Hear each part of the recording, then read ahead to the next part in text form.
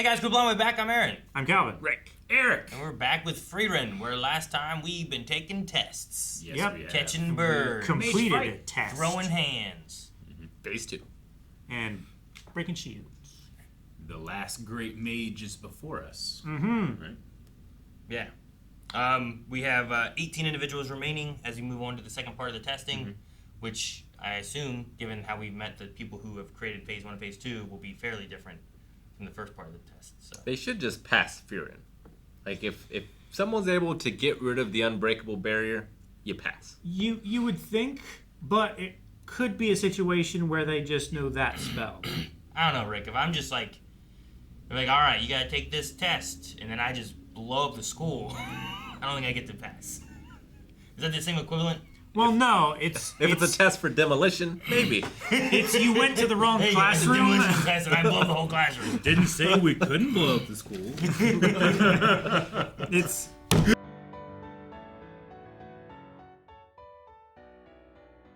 So what all, the note said that there was, how many, what was it? It was like the sections of the test, that's what they're saying, and one was from Sensa? Since is the proctor. Sensa? yeah. But what was it they said it said? It has the when and the where. Just for the next test? Yeah, I think so. Oh, okay. Second examination, first class mage. Runes of the King's Tomb. Okay, yeah, okay. So it's just, Date and time, 3 days later from last time. All right, a sensei test.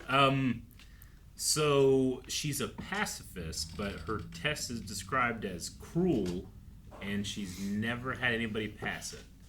What does a pacifist do, like, for a mage? Well, How that works? maybe it's like creating something rather than destroying something. it. Sure, but it's got to be passable. It's just no one's ever done it. pacifist. That's- Man, it can't be great for their like graduating classes if like no one in that year passes. Institutions usually do not like it when none of your students pass. I would imagine so. Yeah, I right. feel like your The class curve is of off. 2024. There aren't any. Bye, see you next year. Like that wouldn't be. Yeah, It worked for Aizawa. I suppose so. They want to keep it exclusive, so. Sure. You would think the exclusive part of the testing phase would be the final part. Like once you've gotten to there, Sure, you wean out a lot of the little ones, and now this is the part where it's like it really needs to be the best of the best. there's Not- fewer variables and you can not- actually test true ability, not Here's just an impossible circumstance test. and luck. But they're not weeding out people. Like the Hunter exam, finding it is part 1, right? Sure. Yeah. Getting to Like this, it seems like getting- everyone knows where it is. to this place in the lands, they had to go buy a bunch of shit to get here. I had to fight a demon to get here. Yeah. It was gonna destroy a whole town. I mean, just getting going more north is dangerous, right? Yeah. You have to trek dangerous lands to get there. Okay, so we learned a little bit more about Ubel, I think was her name. Yep. And that she's an empath mage. So the more she gets to know you and understand you and what you're about, then she can like intuit your spells. Is kind of what they were talking about. Like she doesn't understand them; she can just like feel them, She's like a sorceress rather than a wizard. which I think is pretty interesting. I never Yeah. really think about this She type of uses thing as being something instinctual that's magic non-knowledge. rather than Yeah. like specifically trained Yeah. or Versus knowing how it technique. works and what the technique Yeah. of it is, it's more about like, well, they did this, and now I can cast it too. Yeah. Someone sure. who plays by ear But I wonder. rather than. Yeah. by sheet music. Yeah. I don't know what these notes are, but that song sounds like these 3 notes. Yeah. But I don't know that this is a GSC and an A or something, you know? Yeah. I never learned to read sheet music. I just played what it sounded like. Is there a certain amount of pride of like developing your own spells, or do you think it's just a matter of passing on knowledge to others? You get to name them I after think there's like yourself, right? secrets. You know how like Naruto, they have like secret jutsus that like families protect the knowledge of. I wonder if there's anything similar to there, just because Frieren is always so obsessed with finding grimoires. And I think it's more similar to science Yeah. in a way. Okay. It also feels like there'll be a spell, and then like that spell will be used by many, and it can individually be. It seems like in times of crisis, mages come together and like work together with their knowledge. But now we're in like a time of peace. Yeah, it sounded like whatever Private I can't remember if it was enterprises. Dinkin or someone else who was like but we should have more mages, and they should be standing for something versus just being really strong. Yeah. And I liked that idea more so. Like talking about like inventing your own spells and stuff like that. I saw a thing that was talking about like the naming standard for like spells and stuff, especially like in D&D, was like the inventor's name, an adjective, and then a noun. Mm-hmm. And technically, Mike's Hard Lemonade counts as a spell. Yeah, that counts. Yeah. So it'd be like Calvin's invisible hand. Yeah, so those like Mordecai's unseen servant or Bigby's icy grasp. Yeah. Couldn't you just have icy grasp? But it had to be from the guy who made it. Yeah. Well, it's his icy grasp specifically. Yeah, but now so it's I'm gonna make mine. so it's like bigger, especially better. Blackjack on hookers. well, you can, and then that would be Aaron's icy grasp, Yeah. and it would be way But yeah, a lot of the creepier. spells are still named after the like Larry Elmore and them's party's characters, That's cool. like the creators. Bronze bottoms. Benwin Bronzebottom Yeah. from Penny Arcade. Yeah. I like the tasting of the restaurant food where Frieren was just kind of like hoping that she'd be able to relive something with that taste, but she doesn't. But she does describe it as better. Like there's like progress is better than just staying the same, I suppose. is Sure. kinda what we're going with. She was Elves- wanting something that would remind her of the time where she was there with Yeah. the hero, right? Yeah. But instead, she kind of got like a new She got a new taste, a experience. new memory with new people. Well, yeah. She was also explaining it of like my search for something more delicious is over because this now hits that. Yeah. But it doesn't take her back to. It's like when you hit that smell or eat something, and it's like, man, this takes me back to this moment and reminds me of Sure. that. But then, well, I thought it was gonna be that. Now it's just something better. Yeah. So I'm not reminded. So with it being different, I'm assuming that means that the chef is different. But also, memory is imperfect and palates change. I wonder if Denkin also was like, oh man, Not as good as it was. food's better than it was. Oh. Which makes me sad, and my wife's still dead. You know, like I don't. She's not here to enjoy it. As Yeah, well. I don't know. Yeah. That would suck. Way to bring it down, Aaron.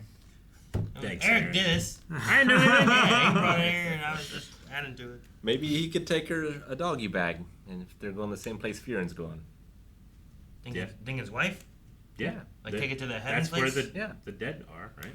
Food is Supposedly. never good, as good, when you take it in a doggy bag back. Sometimes it is. When has food been better when you took it home than when you ate it then? Day one chili, when you take it home and put it in your fridge, it's better the next day.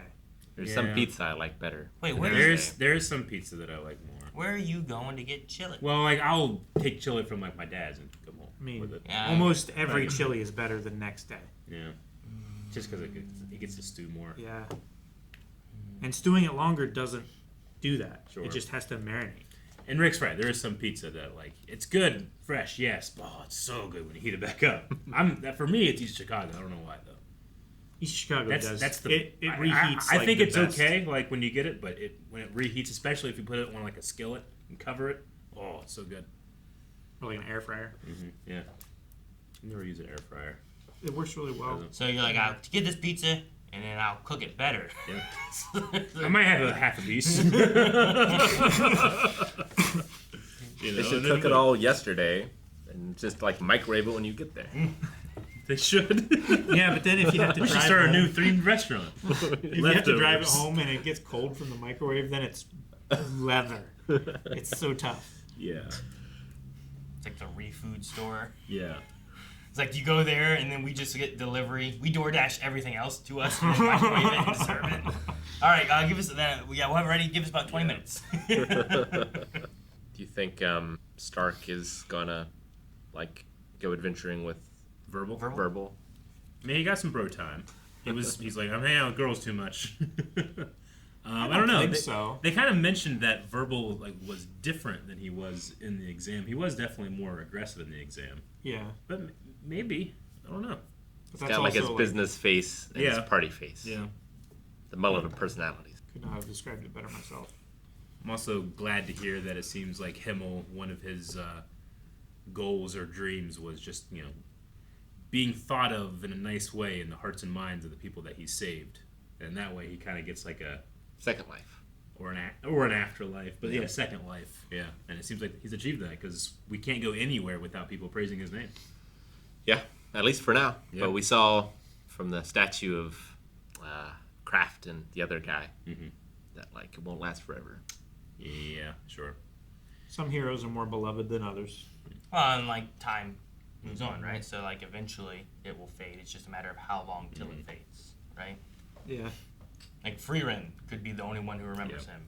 I just in the future, you know. I'm really liking the way that they're doing it in this show because I think so often in fantasy shows they tend to look to the immortals or the elves for the wisdom and the lessons, but here it's the immortal elf, not immortal, but the long-lived elf looking to the short-lived humans for their lessons. I think it's cool. Yeah. I don't see it very often. She learned her magic from a human. Uh-huh. She has learned a lot of life lessons from him. Yeah. Alrighty. And now she's the wise one. Yeah, she is. Yeah, she's still passing on wisdom to Stark and Fern and stuff. And let's see if she can figure out what cruel exam we're about ready to go with. Do you think her and Fern both can? Candyland. They're gonna pass. They're gonna be settled at pass, right? Right. Either that or she's gonna break the exam again. The Break the glass ceiling again. Maybe. Like Captain Kirk? Kabarashi Maru. Kobayashi Maru. Kobayashi. Yeah, that's what I was thinking. Thank you so much for checking out this episode of Frieren with us. If you want to, you can go to blindwave.com where we have either the rest or getting close to the rest of the season on early access. So go over and check that out. We'll see you guys back here next week.